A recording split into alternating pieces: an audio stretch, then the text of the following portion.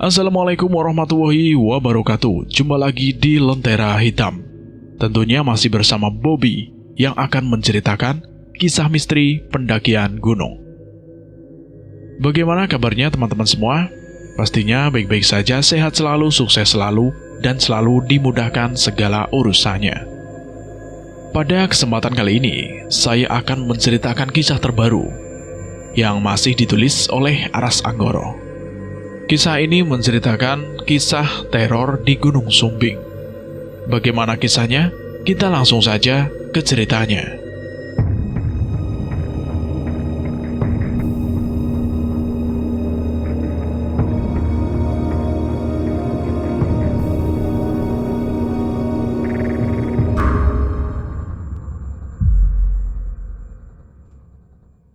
Teror Gunung Sumbing. Selepas maghrib, hujan rintik turun disertai kabut yang turun bersamaan. Bismo melajukan mobilnya dengan perlahan dan sangat berhati-hati karena jarak pandang yang terbatas. Ditambah jalanan yang terus menanjak. Selepas dari desa terakhir tadi, Adinda yang duduk di sebelahnya terlihat tegang menyaksikan bibir jurang yang hanya jarak beberapa senti dari roda kendaraan itu. Sejak memasuki area perkebunan tembakau dan ladang-ladang gundul yang tampaknya selesai dipanen, penerangan satu-satunya hanyalah lampu mobil. Tidak ada lampu jalanan, tidak ada kendaraan yang berpapasan juga di sana. Di luar sana, praktis hanyalah kegelapan. Lagu Lingsir Wengi dengan volume yang disetel pelan terdengar mendayu naik turun dari gawai Bismo, menyebarkan aroma wingit. Sesekali dia juga ikut bernyanyi di beberapa bagian yang dia hafal. Jari-jarinya mengetuk setir mobil mengikuti irama lagu. "Kamu tahu nggak, lagu ini dipercaya bisa manggil setan," ucap si Bismo, memecahkan keheningan. "Halah, itu sih mitos banget," jawab si Adinda dengan singkat. Dia asik memandangi pemandangan pedesaan yang diselimuti oleh kabut. "Beneran, coba aja, kapan-kapan kamu googling," sahut si Bismo lagi. "Iya, pernah baca, cuma ya aku nggak percaya aja. Masa karena dengar lagu ini, setan pada datang? Terus katanya nanti pada kemasukan gitu." "Nonsensi banget," jawab si Adinda, sambil masih terus menatap keluar. "Lagian dunia udah modern gini, setannya juga mungkin ikut upgrade kali cara-caranya menggoda kita, ya enggak?" Bismo sengaja tidak menanggapi jawaban panjang Adinda dan lebih memilih konsentrasi pada jalanan berkabut di depannya. Dia selalu percaya laki-laki tak mungkin bisa menang adu debat dengan lawan wanita. Dan bukan setahun 2 tahun dia mengenal Adinda. Jika diteruskan, perempuan ini bisa bercemarah panjang lebar seperti biasanya. Lagi pula, ada sesuatu yang menarik perhatian. Untuk beberapa saat, kabut sempat bersibak dan mempertontonkan puncak gelap Gunung Sumbing di atas sana. Bismo menelan ludah melihat saudara kembar Gunung Sindoro itu. Puncaknya yang bergerigi terlihat mengancam dan tampak berbahaya ketika dipandangi dari bawah sini. Kegagahan puncak nomor 3 tertinggi di Bolo Jawa itu hanya menampakkan dirinya sebentar saja. Tidak lama, kabut kembali menyelimuti sosok raksasa itu di balik selimutnya. Namun, gambaran angker gunung itu sudah terlanjur melekat di benak Bismo. Ada sedikit rasa bergidik membayangkan besok dia akan melangkahkan kakinya di sana. Melihat kemegahan gunung itu dari dekat, tiba-tiba saja dia merasa kecil dan tidak berdaya. Apalagi Baik dia maupun Adinda sama sekali tidak punya pengalaman mendaki gunung manapun. Jika sudah begitu, dia akan membesarkan hatinya sendiri dengan mengingat postingan gadis-gadis modis yang dia lihat di Instagram kemarin dulu. Berpos dengan wajah-wajah ceria sambil memegang papan tanda puncak Raja Wali, puncak tertinggi di Gunung Sumbing. Bisa-bisanya perempuan-perempuan model begitu menampakkan kakinya di puncak Sumbing, pikir si Bismo dengan sedikit geli. Besok giliran dia yang akan menampakkan jejaknya di sana. Sekali lagi dia coba mencari sedikit saja penampakan puncak Gunung Gagah ini. Tapi kabut sudah benar-benar menelannya. Bismo menghela nafas panjang. Dia harus ingat tujuannya datang ke sini. Di kejauhan terlihat cahaya yang muncul dari sebuah bangunan berbentuk pendopo yang jika dilihat sekilas seakan menempel pada dinding tebing dan nampaknya merupakan bangunan terakhir yang berdiri di kaki Gunung Sumbing. Bismo menghembuskan nafas lega. Akhirnya mereka sampai juga di base camp pendakian. Sebaris tertulis tercetak besar di dinding batu, tepat di tempat Bismo memarkirkan mobilnya, ada tulisannya, "Selamat datang di bumi Makukuhan." Sebuah tulisan lain di ujung lapangan parkir tersorot lampu mobil. Jantung Adinda berdesir membaca rangkaian huruf yang tertulis di sana. Petilasan Ki Ageng Mangkukuhan. Petilasan. Dinda coba mengingat-ingat arti kata itu, namun selalu gagal. Arti kata itu benar-benar licin seperti belut. Tiap kali benaknya merasa akan berhasil menangkapnya, dia langsung melompat dan lolos begitu saja, meninggalkan rasa tak nyaman di dada Adinda. Di belakang papan petunjuk itu, terjepit di antara bangunan pendopo, di kiri dan jurang di sebelah kanannya, terselip sebuah jalan kecil yang hanya diberi penerangan seperlunya di pintu masuk. Selebihnya hanyalah kegelapan pekat karena selimut malam yang sudah keburu turun. "Itu tempat apaan, Bis?" tanya si Adinda, yang tak mampu mengalihkan pandangannya dari tempat itu. Bismo yang sudah keburu mematikan lampu mobilnya, memicingkan mata mencoba membaca tulisan yang ada di depannya tadi. "Kuburan kayaknya." Bulu kuduk Adinda meremang mendengar jawaban dari Bismo. Itu adalah jawaban yang sejak tadi dia cari. Sekali lagi dia pandangi pintu masuk petilasan. Aura mistis menguar dari tempat gelap itu. Adinda menghela nafas panjang. Wajar, suasana mistisnya terasa begitu kental. Di dalam sana adalah tempat peristirahatan terakhir seseorang.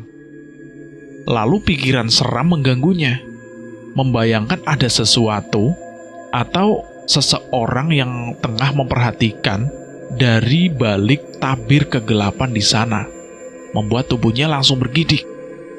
"Hei, jangan bengong di tempat kayak gini," tegur si Bismo menyadarkan Adinda. "Angkat tas kamu ini, kita daftar dulu di base camp." "Iya," jawab Adinda. Lalu buru-buru mengejar Bismo yang sudah melangkah duluan meninggalkannya. Base camp berbentuk pendopo itu didirikan di atas tanah miring, namun jelas dibangun dengan kokoh. Melihat catnya yang cerah, Bismo menduga bangunan ini masih lumayan baru. Sambil menunggu Adinda yang berlari kecil di belakangnya, dia berdiri dan memperhatikan sekeliling. Punggung gunung yang berlipat-lipat kelihatannya dipenuhi tanaman tembakau seperti yang tadi siang dia perhatikan di Temanggung. Bismo membayangkan tempat ini pasti indah sekali seandainya mereka tiba seketika matahari masih di atas kepala. Angin dingin tertiup pelan, membuat tubuhnya yang hanya memakai kemeja katun menggigil. Bismo dan Adinda langsung menuju meja penerimaan tamu untuk mendaftarkan diri. Anak muda yang menerima mereka tidak mengenakan seragam apapun, hanya berpakaian kaos biasa dan celana bahan tanpa jaket sama sekali. Tampaknya sudah terbiasa dengan suhu dingin di sini. Sementara Bismo dan Adinda dengan jari gemetar kedinginan sibuk memakai jaket bulu angsa dengan sedikit panik. Sambil menunggu Bismo yang mengurus pendaftaran, Adinda melangkah ke ujung pendopo dengan kedua tangan dimasukkan ke saku jaketnya. Bagian pendaftaran itu sendiri tersambung dengan sebuah ruangan yang mungkin difungsikan sebagai tempat istirahat bagi petugas yang lepas jaga. Bangunan yang letaknya lebih rendah dari bagian pendaftaran dihubungkan oleh tangga kecil dari batu. Pendopo itu sendiri terbuka di semua isinya, membuat siapapun yang duduk di bangku yang memang disediakan harus siap menjadi bulan-bulanan angin. Ya, angin dingin di sana. Di ujung pendopo itu, Adinda berhenti dan menyenderkan tubuhnya pada tiang batu sambil memperhatikan gumpalan kelabu yang terlihat seperti hamparan kapas di bawah sana. Itu awan, pikir Adinda takjub. Letak basecamp ini ternyata sedemikian tingginya, hingga awan pun kini berada di bawah kakinya. Di langit, bulan purnama bulat sempurna muncul setelah kabut hilang sepenuhnya. Sebuah bayangan hitam berbentuk segitiga berdiri menembus awan di samping kirinya. Dan bayangan itu ternyata tidak sendiri. Ada sebuah bayangan hitam lain yang lebih kecil di belakangnya. Adinda terperangah. Apa itu? Itu Gunung Sindoro. Bagus ya. Suara itu milik seorang laki-laki yang tiba-tiba saja berdiri di sampingnya. Adinda menduga usia laki-laki ini tidak begitu terpaut jauh dari usianya. Dan laki-laki ini menjawab dengan tepat apa yang sedang ia pertanyakan di dalam hatinya. Oh, Sindoro. Iya, indah banget, jawab Adinda sambil tersenyum sopan. Melihat pakaian yang orang itu kenakan dan logat Jakartanya yang kental, Adinda tahu dia bukan penduduk asli tempat ini. Mungkin dia juga pendaki yang akan mendaki Gunung Sumbing besok hari. Kalau bayangan hitam di belakang Sindoro itu apa, Mas? Oh, itu justru gunung paling terkenal loh, jawabnya santai. Apa, Mas? Tanya Adinda penasaran. Gunung Prau, jawab orang itu singkat. Adinda makin takjub. Ternyata gunung-gunung yang namanya sering ia dengar itu letaknya berdekatan. Mau ndaki juga, Mas? Saya Adinda, kata Adinda sambil mengulurkan tangannya memperkenalkan diri. Orang itu menjabat tangan Adinda sambil tersenyum. Adi. Siapa, Din? Tanya Bismo setelah beres mengurus pendaftaran. Kayaknya mau naik juga, jawab Adinda sambil menyandarkan punggungnya di kursi kayu panjang yang disediakan di tengah pendopo. Bismo ikut duduk di sebelahnya. Besok jalan agak pagi ya. Katanya jalur ini lumayan panjang treknya. Nanti kita buka tenda di Camp Anggrek, sekitar 7 jam dari bawah, ucap Bismo pelan. Belum apa-apa, dia sudah nyeri duluan membayangkan perjalanan besok. 7 jam baru sampai tempat camp. Gila, Keburu habis dong tenaga kita buat muncak. Terus, dari situ ke puncaknya berapa jam? Tanya Adinda. 4 jam lagi. Itu pun bukan langsung puncak, kayak jalur lain. Tapi harus lewat Segorowedi dulu. Wajah Adinda pucat pasi. Total 11 jam perjalanan, masih ditambah beban ransel 40 liter di punggungnya. Dia menelan ludahnya sendiri. Firasatnya mengatakan, perjalanan besok tidak akan mudah. Serem kan? Bukannya ikutin saranku, lewat jalur yang umum aja. Lewat sini belum ada datanya di Google Map. Jadi susah cari referensi. Adinda terlalu memperhatikan ucapan Bismo barusan. Dia sedang memikirkan hal lain. Segoro artinya samudra. Wedi artinya takut atau ngeri. Segorowedi itu artinya samudra kengerian, gitu. Tanya si Adinda. Tubuhnya sedikit bergidik ketika mengatakannya. Bukan gitu, jawab Bismo sambil tertawa. Segorowedi di sini artinya lautan pasir. Aslinya dia itu kawah, tapi sekarang sudah membeku. Oh, aman ya?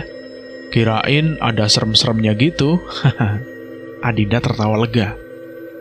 Kamu itu kebanyakan nonton Prasojo, jadi gampang panikan. Mereka tertawa bareng. Ini jalur baru ya? Sampai Google aja nggak punya datanya. Tanya Adinda lagi penasaran. Bismo menggeleng. Justru ini jalur kuno. Dari dulu, jalur ini dipakai penduduk lereng Sumbing untuk berziarah ke puncaknya. Ziarah siapa? Tanya Adinda. Kiai Makukuwan. Siapa itu? Kata mas pendaftaran tadi, beliau itu dulu penyebar agama Islam di wilayah sini. Itu yang tadi petilasannya di tempat kita parkir mobil itu. Kuburannya justru ada di puncak. Terang si Bismo. Adinda mengangguk-angguk mendengar penjelasan dari Bismo. Matanya memandangi kelap-kelip lampu kota Temanggung di bawah sana.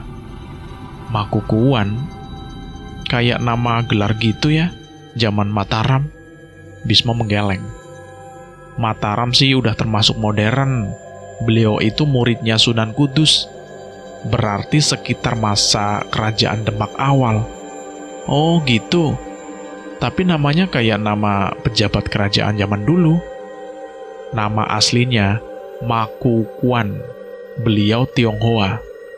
Karena lidah orang Temanggung belibet nyebut nama itu. Jadi ambil gampangnya aja, jadi Makukuhan. Terang si Bismo. Adinda mengangguk-angguk senang. Sebagai seorang penyuka sejarah, inilah yang dia suka dari sebuah perjalanan. Salah satunya mendengar cerita sejarah setempat tentang orang-orang hebat di masa lalu yang namanya sudah terlupakan. Sambil mengetatkan jaketnya karena suhu yang semakin dingin, Adinda berdiri dan memandang dengan sendu dataran gelap di bawahnya. Bagian daerah Temanggung dan sekitarnya adalah tempat yang istimewa.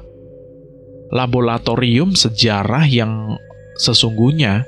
Disinilah tempat munculnya peradaban kuno dinasti Sailendra.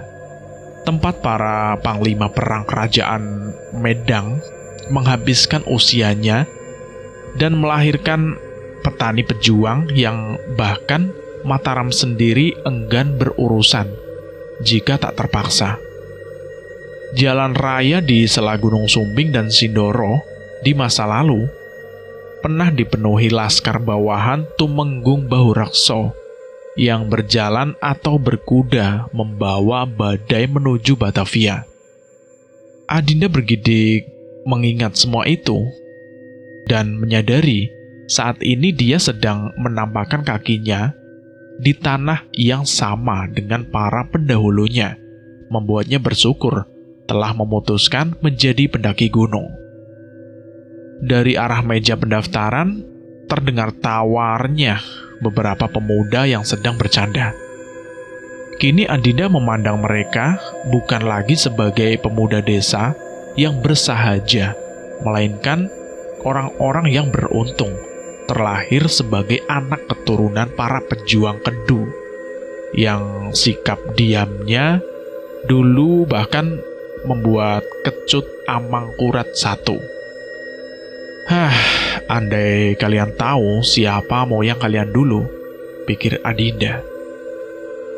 Semakin malam, suhu udara semakin bertambah dingin.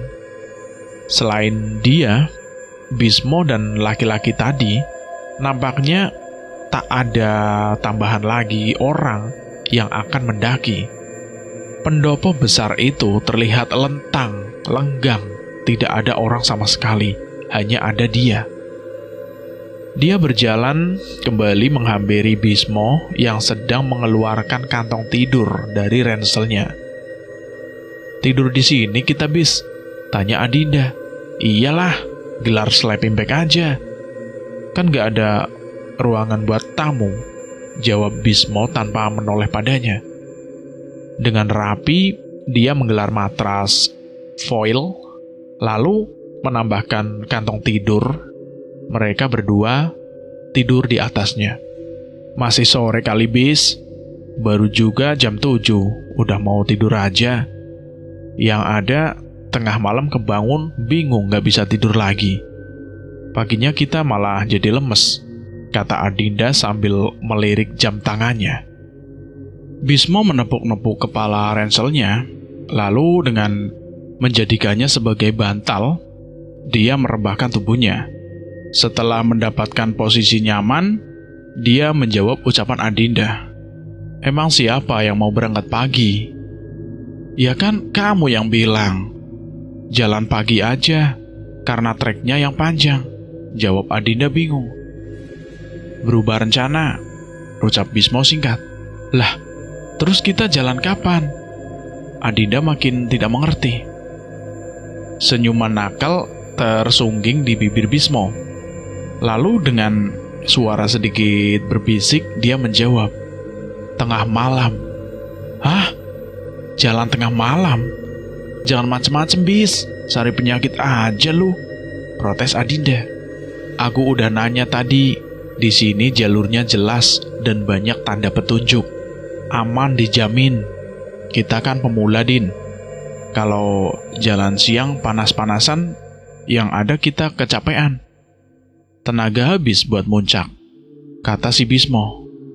"Ini hutan, Bismo, bukan kota. Kalau ada apa-apa, mau minta tolong sama siapa?" Adinda tidak mau kalah. "Haha, bilang aja takut setan, ya kan?" tebak Bismo sambil tertawa. "Iyalah, kayak kamu gak takut aja," timpal si Adinda dengan kesal. "Kita kan gak salah apa-apa. Kita sopan dan permisi. Gak ada alasan buat mereka mengganggu, Din." "Setan gak butuh alasan buat mengganggu, Mas." Suara seseorang tiba-tiba terdengar dari belakang mereka. Keduanya menoleh dan mendapati Adi yang berjalan mendekat. "Halo, kita belum kenalan, Mas. Saya Adi." Bismo sambil menjabat tangan si Adi. "Sebaiknya jangan jalan malam, Mas. Kalau mau, tunggu matahari terbit dulu," ucap si Adi. Adinda menghembuskan dadanya, gembira mendapatkan belaan dari si Adi. "Kenapa, Mas?" tanya si Bismo. "Kan emang dilarang dari pihak base camp. Shopnya buat yang mau naik harus briefing dulu sampai petugas. Mas dan Mbak belum di briefing kan?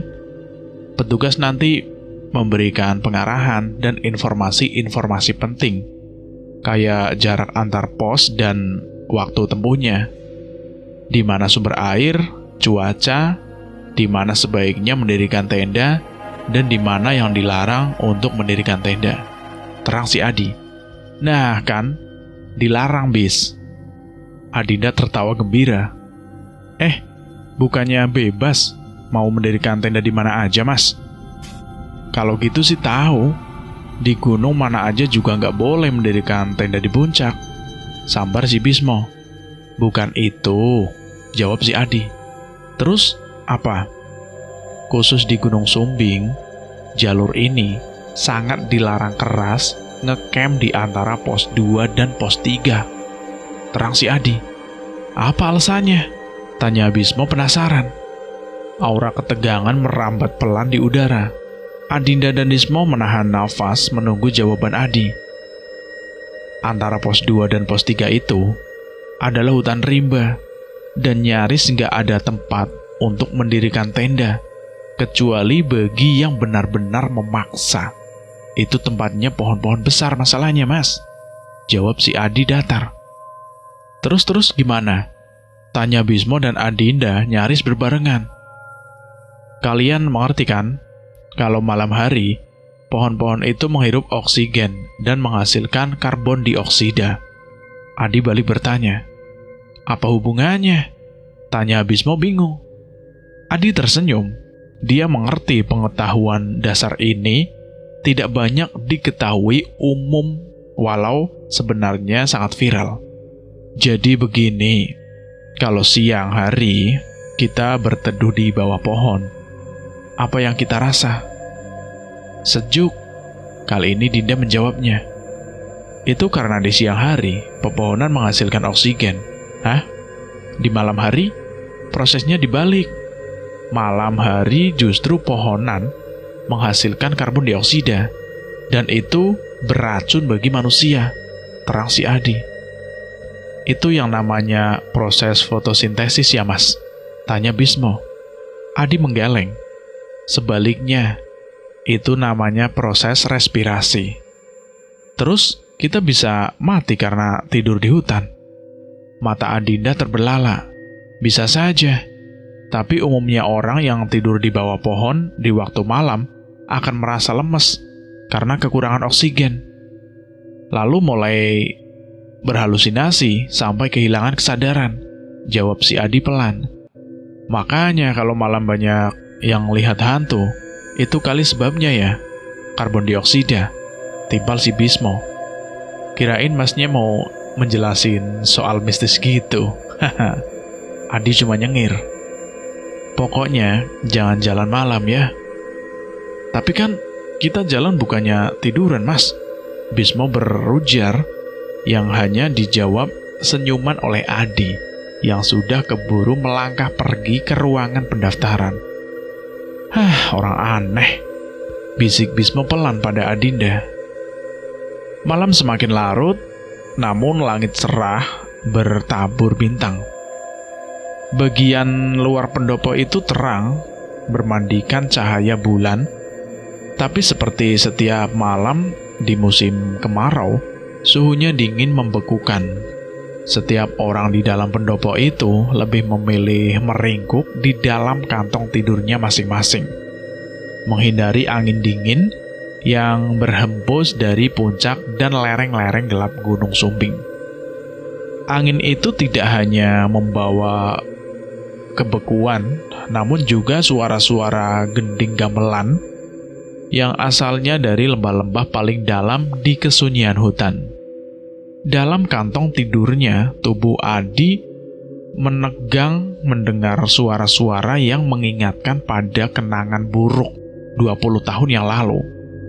Kenangan yang tak mungkin dia lupakan. Mendengar suara itu lagi, dia tahu malam ini akan terasa panjang. Adinda terbangun kaget ketika tangan sedingin es menyentuhnya. Untuk sesaat dia bingung mendapati dirinya tertidur di sebuah aula terbuka. "Din, bangun," Bismo berbisik pelan padanya. Baru saja Adinda duduk dan membuka resleting kantong tidurnya. Udara dingin langsung menerjang membuat tubuhnya menggigil hebat. "Jam berapa ini, Bis?" tanya Adinda sambil menaikkan lagi resleting itu hingga menutupi bahunya. "Jam 12 lewat. Jangan keras-keras, Din. Orang-orang basecamp jangan sampai bangun," jawab Bismo dengan pelan. "Beneran mau jalan sekarang?" tanyanya lagi. Kali ini dengan sedikit berbisik. yang langsung dijawab Bismo dengan anggukan. Adinda meraih botol minum di kantong samping ranselnya, meminumnya sedikit untuk mengembalikan kesadarannya, memutar-mutar engsel kaki, tangan, dan lehernya, juga mengucek-ucek matanya. Hanya mereka berdua yang tidur di pendopo itu. Kelihatannya tidak ada penampakan pendaki yang datang saat mereka tertidur. Adi yang nampak akrab dengan orang-orang base camp pasti tidur di satu-satunya ruangan yang tersedia di sana. "Sabar, Bis. Aku ngumpulin nyawa dulu," ucap Adinda melihat wajah Bismo yang sudah tidak sabar. Rasa nyaman dipeluk kehangatan kantong tidur membuat Adinda enggan beranjak. Lingkaran halo terlihat di sekeliling lampu neon berwarna kuning redup di tengah pendopo. Sesekali angin dingin berhembus pelan mengiris kulitnya yang tak terlindungi.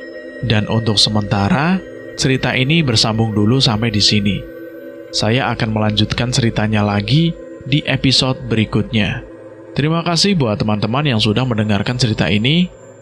Kami akan melanjutkan cerita di episode berikutnya, dan jangan sampai terlewatkan. Terima kasih buat teman-teman yang sudah mendengarkan cerita ini. Semoga sehat selalu, sukses selalu, dan selalu dimudahkan segala urusannya. Terima kasih juga buat Aras Anggoro yang sudah mengizinkan kami untuk menceritakan kisah ini. Dan saya mohon maaf jika ada kesalahan kata. Saya pamit undur diri. Akhir kata, wassalamualaikum warahmatullahi wabarakatuh.